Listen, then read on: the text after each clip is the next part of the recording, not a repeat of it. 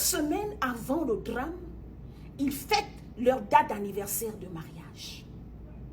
Et l'opinion publique, l'opinion nationale au niveau d'Alabama, les couples, les ménages qui sont dans la peur.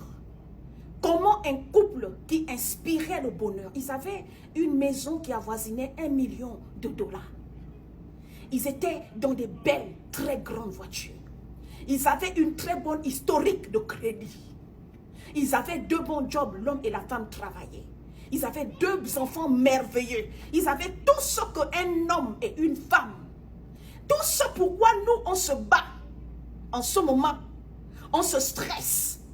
C'était 2 Américains qui ont la nationalité. Ils sont natifs américains. Ils ont tout ce que l'être humain, un homme, une femme recherche. Pour que la société te définisse comme un homme responsable. Comment cet homme dont qui pouvait inspirer un homme célibataire au travail a pu prendre une arme et mettre fin au jour de son épouse, une femme avec qui il a partagé des jours, des nuits, des semaines et des années, une femme qui lui a donné 2 magnifiques enfants. Comment il a pu prendre et mettre fin et rip ces 2 enfants qui portaient son propre nom. Les gars, les hommes, je m'adresse aux hommes du monde entier. Mes frères, vous n'êtes pas obligés de rester dans un ménage, dans une relation, dans un mariage, si vous n'êtes plus heureux. Ce que je constate et ce que moi je n'apprécie pas avec certains hommes, je constate que même les hommes ont une part de lâcheté. Je constate que certains hommes sont lâches. Je dis certains. Je constate que certains hommes sont égoïstes. Certains hommes, vous faites semblant. Quitte la relation, mon frère. Le mariage, ce n'est pas le terminus de ta vie. Si tu t'es mis avec quelqu'un, tout le monde, il peut arriver que tu fasses un mauvais choix, mon frère. Il peut arriver que on appelle en anglais expectation about a marriage. Ce n'est pas ce que tu vis actuellement.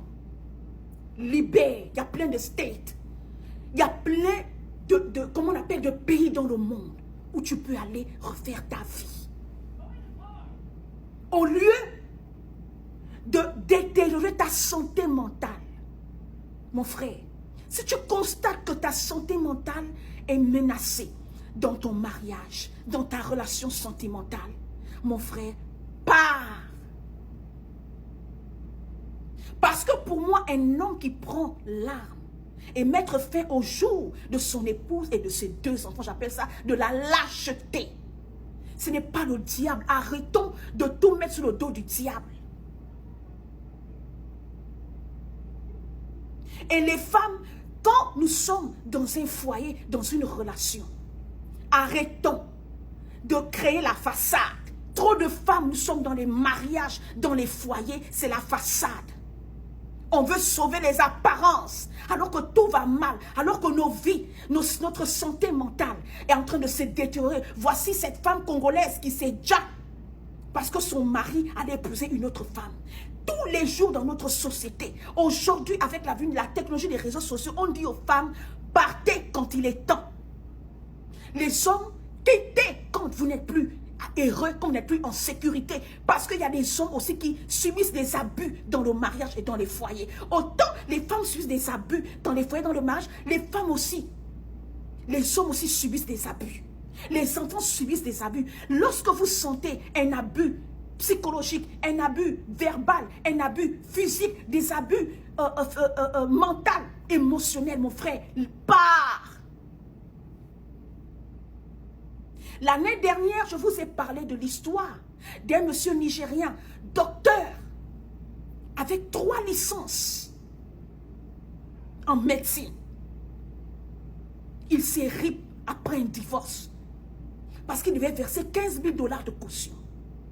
Voici ici, dans l'état d'Alabama, monsieur Kenneth O'Neill, Smith. Allez-y taper l'histoire sur YouTube. Ça attriste l'opinion nationale au niveau de tout l'État d'Alabama. Et pourtant, ils allaient à l'église. Ils avaient une congrégation. Ils avaient une communauté. Beaucoup de couples, vous allez vous cacher. Vous pensez que c'est en allant à l'église que vous allez sauver votre mariage. Les amis, la famille, quand un mariage est gâté, c'est gâté. Dieu peut venir intervenir si vous-même, les deux ensemble, vous faites lâcher prise. Mais beaucoup de couples aujourd'hui entraînent des frustrations. On ne veut pas pardonner. On ne veut pas nous libérer. On ne veut pas recommencer à zéro. On traîne et dès qu'il y a un petit événement qui déclenche ça, rallume le feu. Et les frustrations que la personne a accumulées, c'est ce qui fait que quelqu'un peut se déjà ou bien va déjà sa femme ou bien son mari et les enfants. Quand le mariage ne marche pas pour toi, mon frère, ma soeur, il faut quitter. Je ne sais pas pourquoi, surtout nous, la communauté black, que ce soit les Africains, que ce soit les Américains black, tous les blacks, comment vous appelez ça, les Jamaïcains, je ne sais pas pourquoi les blacks, on aime forcer le mariage, qu'on aime le mariage comme ça, et pourtant le mariage ne marche pas trop bien avec nous. On fait semblant, on sauve les façades. Surtout en Amérique ici, quand j'amène des débats, les femmes vous mettez en colère contre moi, les hommes vous mettez en colère contre moi. Mais pourtant, vous savez que certains de mes messages sont cohérents, sont vrais. Vous vivez ça dans vos mariages. Beaucoup d'entre nous, on vit des choses terribles, malsaines. Mais on reste marié pour sauver la façade. Le fake, l'hypocrisie. Et on part se cacher dans Dieu. On part se cacher dans l'église. On porte des titres ecclésiastiques.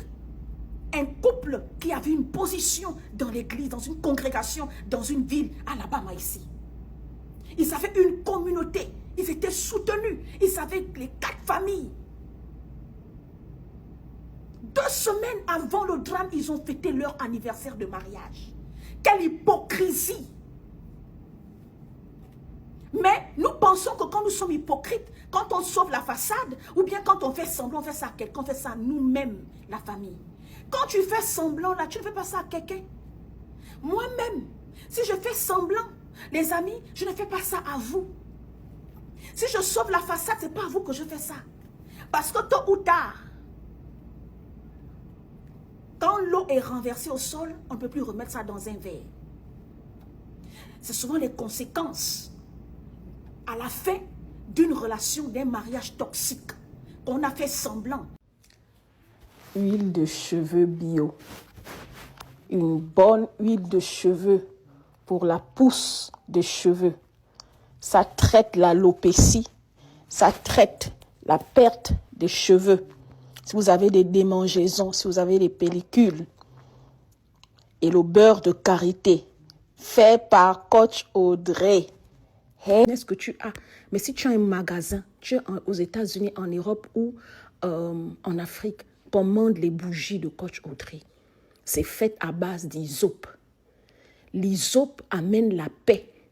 L'hysope amène une bonne ambiance. L'hysope vient purifier, vient détruire, vient éliminer les énergies négatives. Même dans ton foyer, quand il y a des problèmes là, maman. Parfois, les tensions, les problèmes, les bagarres. Oui, il y a des problèmes qui viennent dans tous les couples. Mais il y a des problèmes et des bagarres, même des séparations. Même parfois, les divorces, là, c'est des mauvais esprits. L'hysope vient chasser les mauvais esprits, là, accompagné d'une bonne prière. Les amis, achetez.